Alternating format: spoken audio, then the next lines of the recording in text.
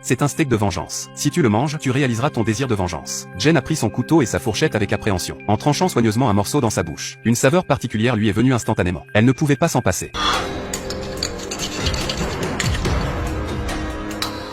Pendant que son ennemi comptait encore joyeusement son argent. Elle était loin de se douter qu'un grand désastre se profilait à l'horizon. Jen a mangé son steak d'une seule traite. Elle a mâché le bœuf avec sa haine pour son ennemi. Soudain, il y a eu des éclairs et du tonnerre dehors. Les corbeaux volaient dans tous les sens. Puis un SM de rat est entré dans la pièce. La seconde suivante.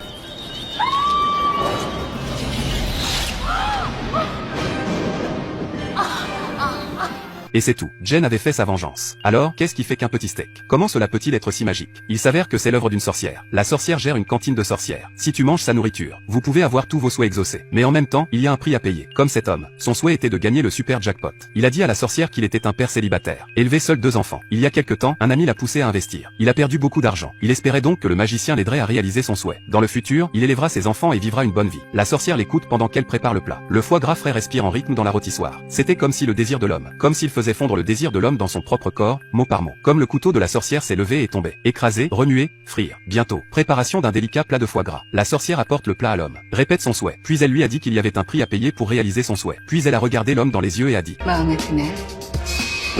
L'homme a regardé fixement pendant un moment. Mais il n'en pensait pas grand-chose. À ce moment-là, il n'avait que son souhait à l'esprit. Alors il a attrapé ses couverts avec détermination. Et on mangeait rapidement.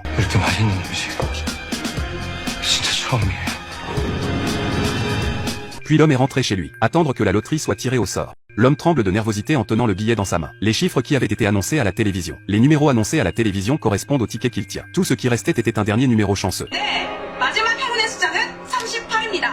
Il semble que la sorcière ne lui manque pas. Manger sa nourriture lui permettrait de réaliser tous ses souhaits. Puis l'homme a ignoré les cris des enfants. Il a quitté la maison en vitesse. Quand l'homme est monté dans la voiture, il a appelé son ami.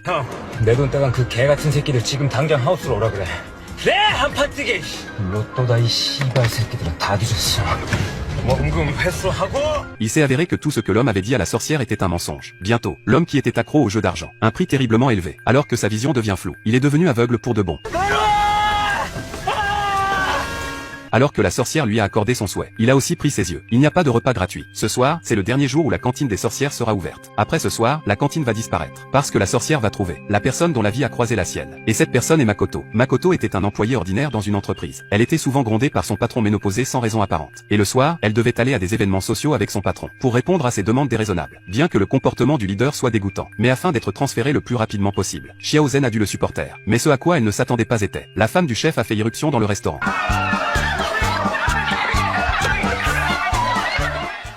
Avec une robe rouge, elle a fait une apparition dominante.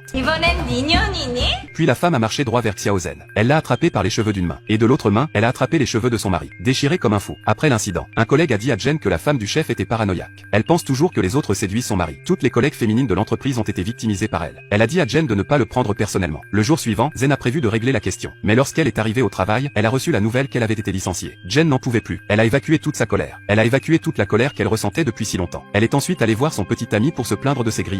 Mais tout ce qu'elle a reçu, c'est la nouvelle que son petit ami avait rompu avec elle. Xiaozen était déconcertée, que lui était-il arrivé? Elle a dû subir un double coup dur, carrière et amour, en un seul jour. Penser au passé avec son petit ami. Zen se sentait épuisée. Elle souffrait beaucoup. Heureusement, elle avait les encouragements de sa mère. Sa mère l'a emmenée dans un restaurant. Elle a dit qu'elle avait passé un accord avec le propriétaire. Acheté le restaurant pour 300 millions de won. Dès qu'elle a signé l'accord, elle a pu gérer le restaurant. Puis ils sont entrés dans le restaurant. Le propriétaire était très accueillant. La mère a signé l'accord de transfert avec elle sur place. Le reste de la journée, sous la direction attentive de Xiaozen et de sa mère. Le restaurant marchait très bien. Mais soudain, un jour, le chef a dit qu'il avait dû prendre une semaine de congé pour un problème familial. Maman n'avait pas d'autre choix que d'accepter. Mais sans le chef, les affaires du restaurant étaient en déclin. Un jour, elle a soudainement découvert. Le propriétaire d'origine avait ouvert un nouveau restaurant non loin de là. Et il a été marqué comme un déménagement du restaurant original. Jen et sa mère étaient en colère et ont approché le propriétaire. Mais le propriétaire a changé son accueil. Il a immédiatement pris un air autoritaire. Il a déclaré que l'accord ne disait pas qu'elle n'était pas autorisée à rouvrir le restaurant. C'est alors que le chef est sorti par l'arrière. Ce n'est qu'à ce moment-là que Jen s'est rendu compte. Le propriétaire était manifestement en train de les piéger. Mais maintenant il n'y a plus de preuves. Il ne pouvait que regarder l'horrible visage du patron. Mais il ne pouvait rien y faire. Les 300 millions de won pour acheter le magasin étaient tout ce que Jen et sa mère avaient sauvé. Soudain, ils n'ont plus rien. Ils ont dû vendre le magasin et toutes les choses que Jen a traversées. La sorcière a tout vu. Elle est venue voir Jen et lui a dit qu'elle pouvait l'aider à réaliser un vœu. Jen était confuse quant à l'identité de la sorcière. Elle se doutait qu'elle était un imposteur. Mais le moment suivant, quelque chose d'étonnant s'est produit.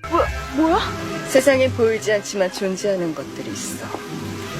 분명히 눈에 보이지만 존재하지 않는다고 여겨지는 것들도 있고.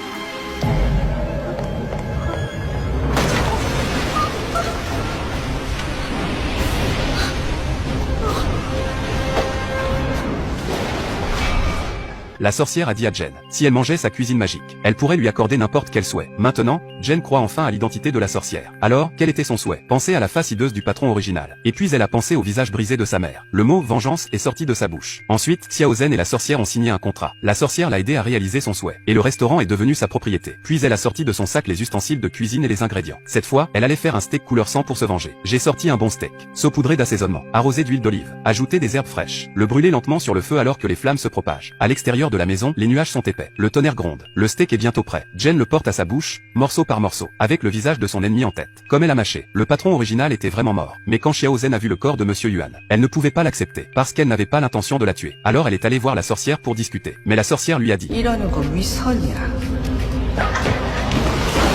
복수란 말이야. 원한액을 갚는 거야. 소원이 기대 복수를 했으면 나머지 무게를 스스로 견뎌내야지.